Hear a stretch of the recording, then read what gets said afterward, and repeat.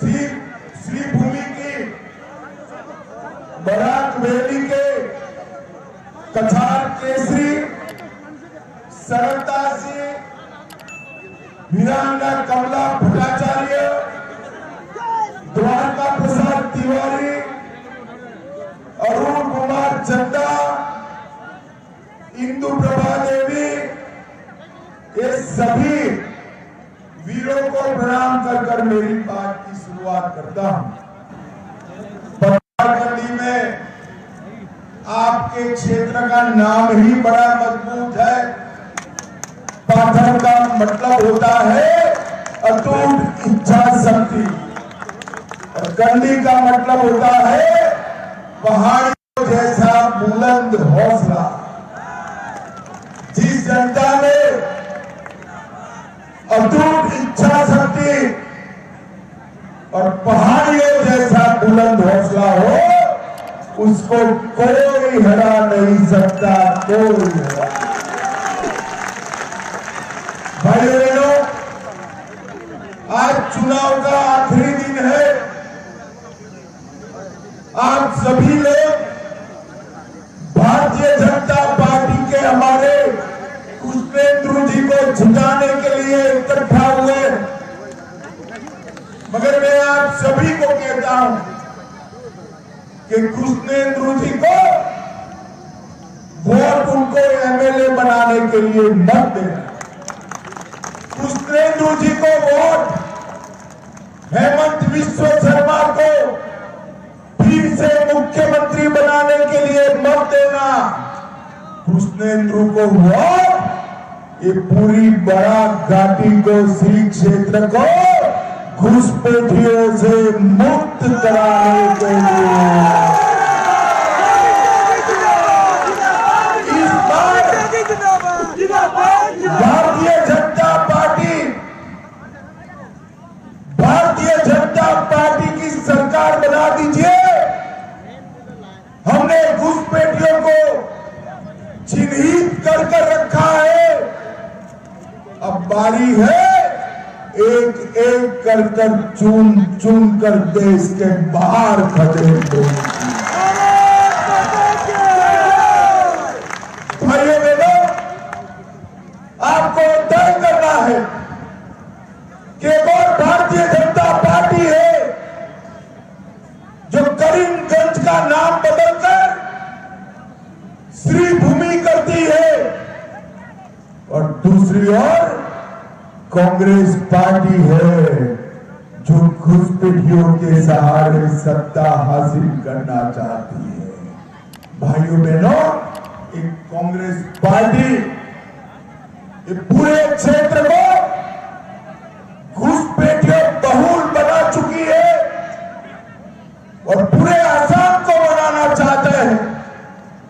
मैं आज यहां से कहकर जाता हूं, राहुल बाबा कान खोल कर सुन लो, आपकी 3 पुश्तें भी आएगी, आसाम को हम घुसपैठियों से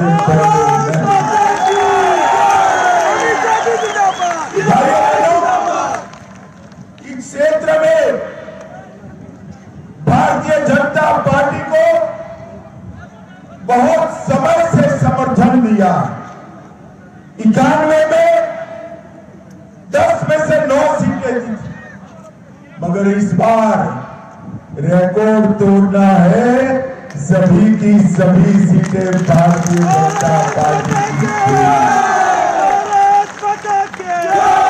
श्रीभूमि की 4 सीट भारतीय जनता पार्टी को देना है और बताना है, पूरी दुनिया को बताना है कि भूमि का नाम करीमगंज नहीं है, ये भूमि का नाम श्रीभूमि है। मगर जिनकी जड़ें इटली में हो, उनको श्रीभूमि का मतलब क्या मालूम पड़ेगा भाई।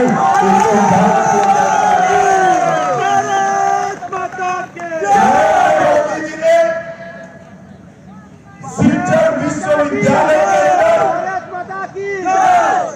आसाम विश्वविद्यालय में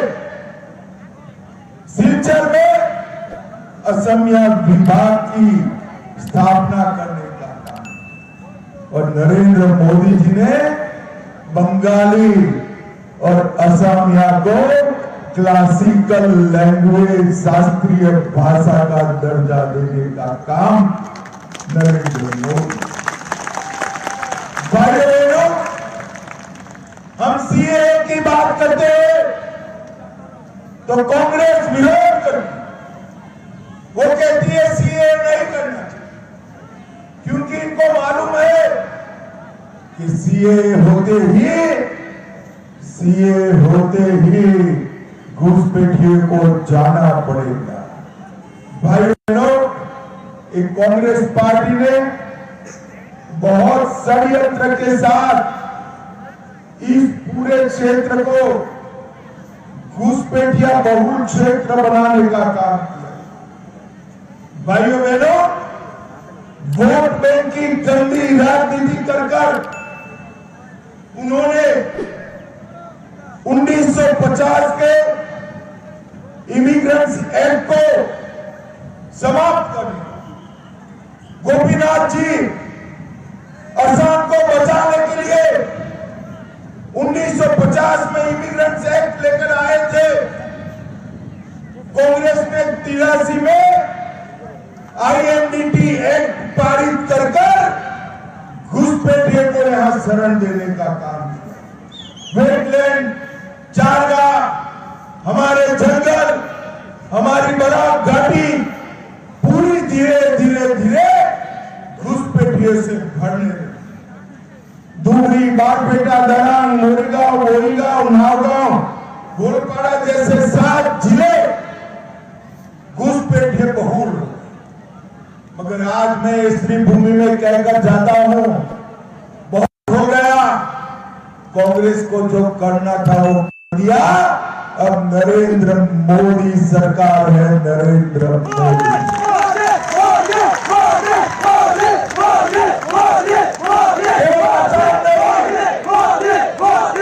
केवल आसाम नहीं, बंगाल में भी परिवर्तन होने वाला है। बंगाल में भी आसाम, बंगाल, त्रिपुरा तीनों भाजपा सरकार बनने के साथ ही न केवल घुसपैठ बंद होगी, चुन चुन कर हम घुसपैठियों को देश के बाहर करेंगे।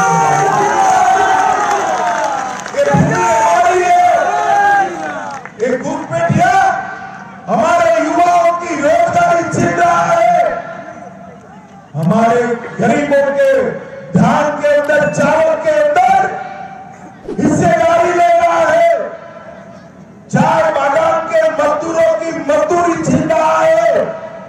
हम नहीं चाहते। घुसपैठियों को देश के बाहर निकालने का काम एक भारतीय जनता पार्टी ने। भाइयों बहनों, हेमंत बिस्वा शर्मा जी ने 1,50,000 बीघा जमीन घुसपैठियों से मुक्त कराने का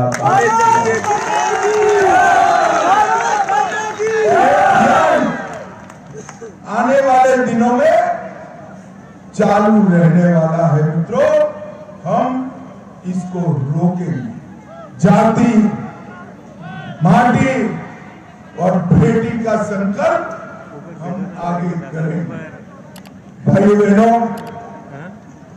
कछार जिले के खासपुर की हमारी महान विरासत उपेक्षा के कारण खंडहर बनकर रह गए। 100 बीघा जमीन पर खासपुर की दिमासा कचारी विरासत को संरक्षित कर हम एक भव्य पर्यटन स्थल बनाने का काम कर रहे हैं। नरेंद्र मोदी जी ने डॉक्टर भूपेन हजारिका को भारत रत्न, मुझे बताओ श्री भूमि वालों, भूपेन दा को भारत रत्न देना चाहिए या नहीं देना चाहिए? जरा जोर से बोलो, देना चाहिए या नहीं देना? मोदी जी ने भूपेन दा को भारत रत्न दिया, कांग्रेस के अध्यक्ष कहते हैं गाने बजाने वालों को भारत रत्न देंगे। अरे खड़गे जी क्या हो गया है राहुल के साथ रह रहकर आपको? भूपेंद्र को गाना बजाने वाला कहते हैं। राहुल के संपर्क का इतना असर हो गया है, वो लाइव पे आ जाएगा।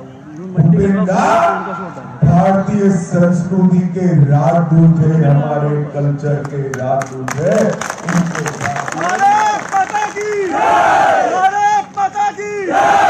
भाइयों बहनों, सबसे राहुल गांधी कांग्रेस के नेता बने हैं। सभी कांग्रेसियों का स्तर, सार्वजनिक जीवन का स्तर नीचे घटाने का काम। अभी 2 दिन पहले कांग्रेस अध्यक्ष ने कहा गुजरात और जो प्रांत भाजपा का समर्थन करते हैं वो अनपढ़। अरे कांग्रेसियों, शर्म आनी चाहिए। जिस गुजरात में दयानंद सरस्वती, महात्मा गांधी, सरदार वल्लभ भाई पटेल, विक्रम साराभाई, महान टाटा और नरेंद्र मोदी जैसे नेता दिए, उस गुजरात को आप अनपढ़ कह रहे हैं। कांग्रेस ने नई व्याख्या बनाई है,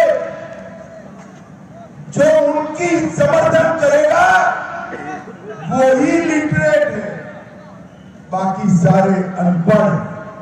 कांग्रेस वालों, पूरे देश की जनता का राह देख रही है। एक बार चुनाव के मैदान में आइए, आपकी जमानतें जब्त होने वाली है। जमानतें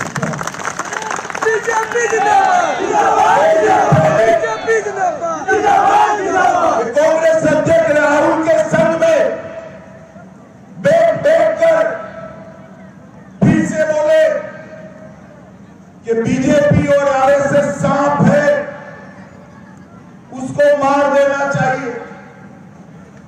आरएसएस वालों को, बीजेपी वालों को मार देना चाहिए।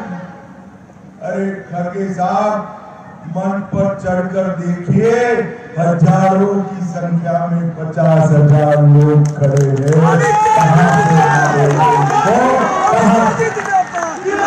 भाइयों बहनों, लोकतंत्र की भाषा नहीं है, इस संसद नहीं चलने देते। एआई समिट में कपड़े उतारकर नंगे होकर भारत के विरुद्ध प्रचार करते हो। हमारी लोकतांत्रिक व्यवस्था के लिए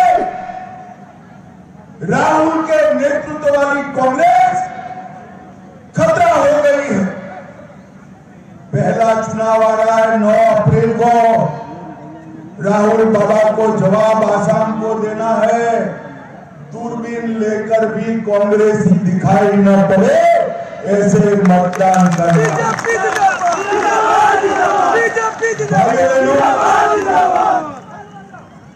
कांग्रेस हमेशा से बराक वैली के और आसाम के विरोध में रही है। 62 की लड़ाई हुई, चीन आगे बढ़ा, लड़ने की जगह जवाहरलाल जी ने टाटा बाय बाय की। अरे कांग्रेसियों, ये आपकी पुश्तैनी भूमि नहीं है, ये मेरा भारत का हिस्सा है, भारत का हिस्सा।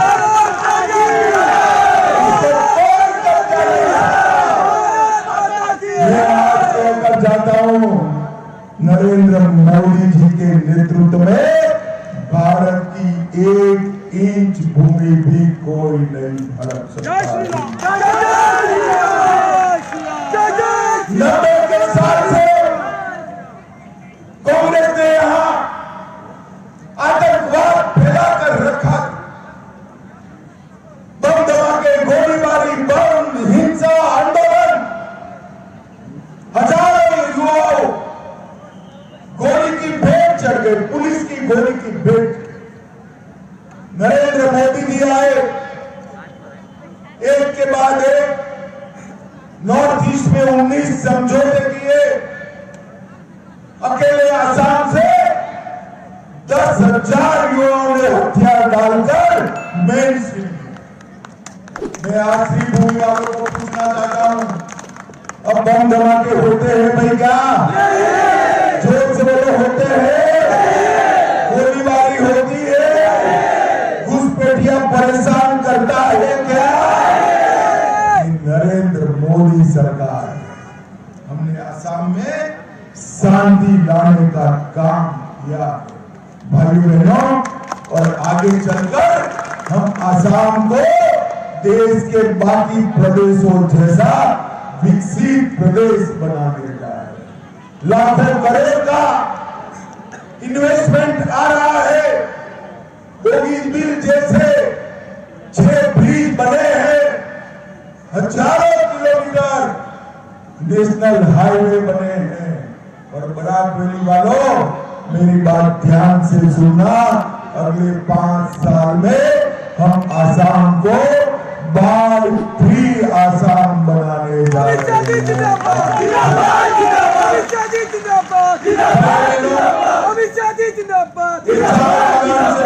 क्षेत्र है बिहार, बंगाल, उड़ीसा, मध्य प्रदेश और पूरे नॉर्थ ईस्ट के चाय बागान के श्रमिक आए हैं, अपना पसीना बहाकर मेहनत से चाय उद्योग को खड़ा किया। 2014 के पहले कांग्रेस के शासन में चाय बागान में श्रमिकों का वेतन 94, हमने बराक घाटी में 94 से बढ़ाकर 258 किया है, और अगले 5 साल में इसको 500 रुपया तक ले जाने का काम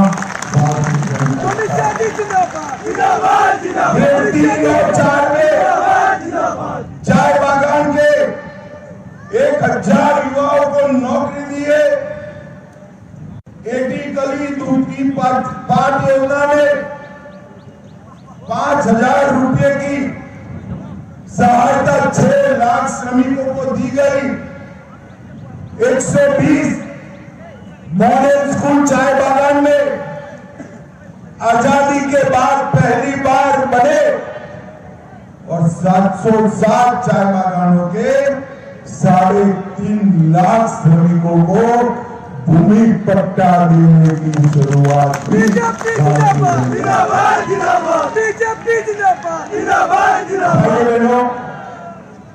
श्रीभूमि और पाथरकंडी में 675 करोड़ से श्रीभूमि मेडिकल कॉलेज बन रहा है। 100 करोड़ रुपया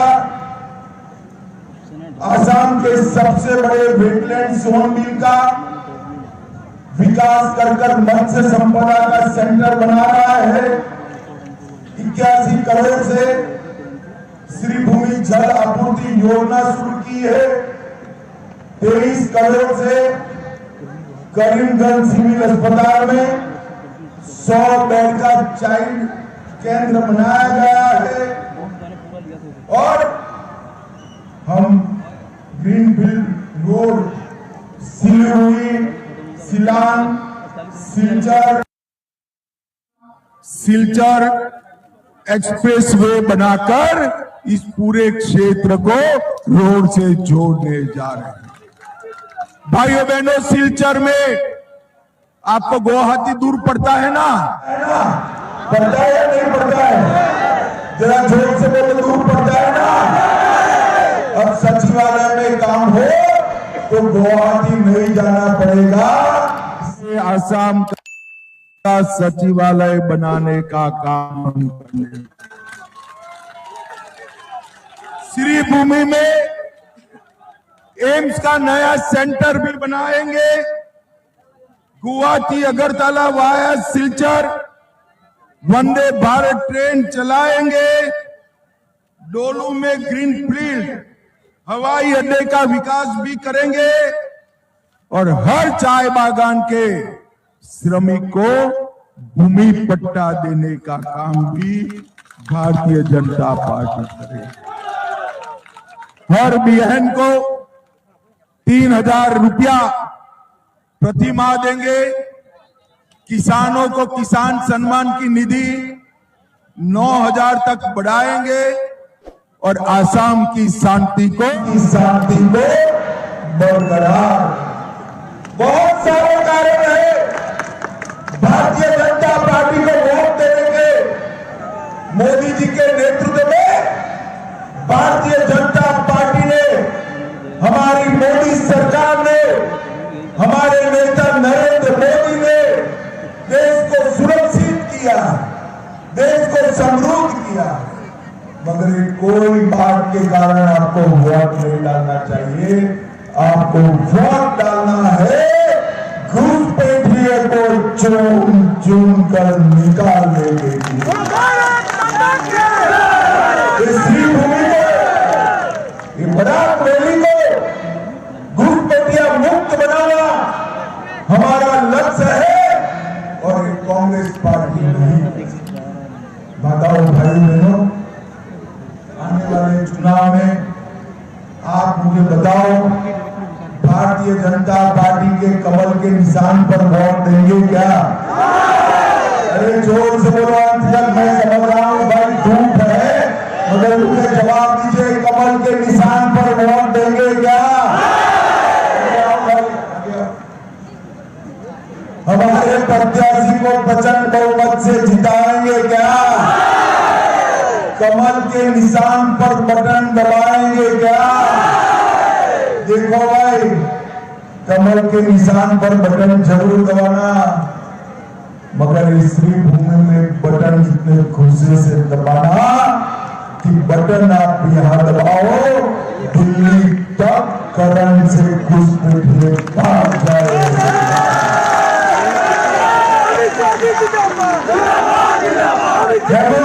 शर्मा के हाथ मजबूत करोगे क्या? नरेंद्र मोदी जी के हाथ मजबूत करोगे क्या? तो मेरे साथ दोनों हाथ उठाइए, जरा उठाइए दोनों हाथ। विजय के संकल्प की मुट्ठी पीछे और प्रभु श्री राम का जयकारा लगाइए।